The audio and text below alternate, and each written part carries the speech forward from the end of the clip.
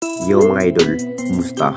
Mandrag mga sports, sabi nga pala, ating usapan, Barangay Nibra, si G. Perez, pumirma na sa upunan ng Barangay Nibra at Jeremiah Gray. Bibitawan na nga ba ngayong season? Pero bago nung nga yan, kung bago pa sa aking channel, huwag mong kalimutan mag-subscribe at click ang notification bell para like kang updated sa ating latest upload natin. So pagkamat naghahanda na rin ang upunan ng ating crowd favorite team ng Barangay Nibra ngayong season, ang pangarap sana na hindi na rin na maulit na mangyari na matalo pa rin. Grabing handa pa rin ang mas kinakailangan dapat gawin ng ating Barangay Nibra para maabot nga ang hinahangad na makuha lamang ang kampyonato. Pero bigo pa rin sa pagkuha ang kampyonato last Commissioner Cup mga idol dahil sa TNT Tropang Giga. Mas lalo pang ginalingan ng ating Barangay Nibra sa naging bawat hustle play dahil hindi pa rin basta-basta na makakarap ang ating Jinkings sa ibang kupunan tulad nga ng TNT Tropang Giga. Maraming mas mahusay at malalakas ang makakarap ng Barangay Nibra ngayong season. Matinding butas ng karayong pa rin ang kanilang malampasan. Posibleng hugot na nga ba ng bagong star player ang Barangay Nibra? Ang plano sana kukuhanin na nga ba ng Barangay Nibra ay walang iba kundi ang racing star player ng SMB, kundi si CJ Perez mga idol. Ito na rin ang binalak ng Jinkings na makuha sa madaling panahon mga idol. Pinag-isipan muna ng SMC na palakasin muna ang kupunan ng Barangay Nibra ngayong season. At lalo na nagbabalik na rin ang high flying forward na si Jimmy Malonzo.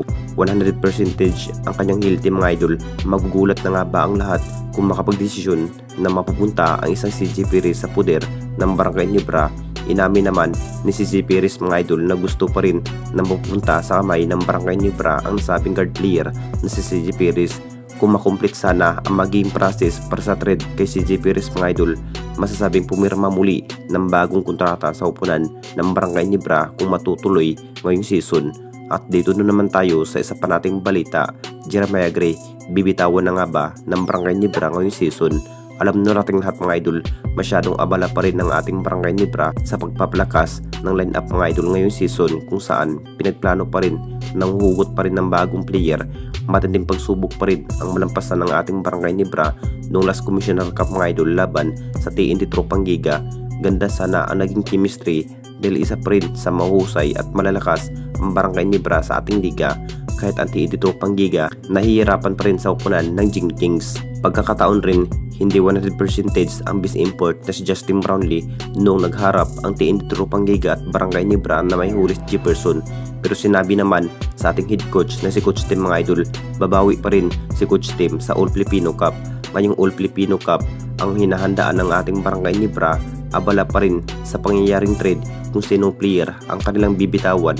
Ang plano pa rin na bibitawan na nga ba ito ang nasabing player na si Jeremiah Gray. Ito pa rin ang sinabing binanggit ni Coach Tim dahil aminado pa rin na hindi pa rin masyadong ginagamit sa bawat laban ang nasabing player na si Jeremiah Gray.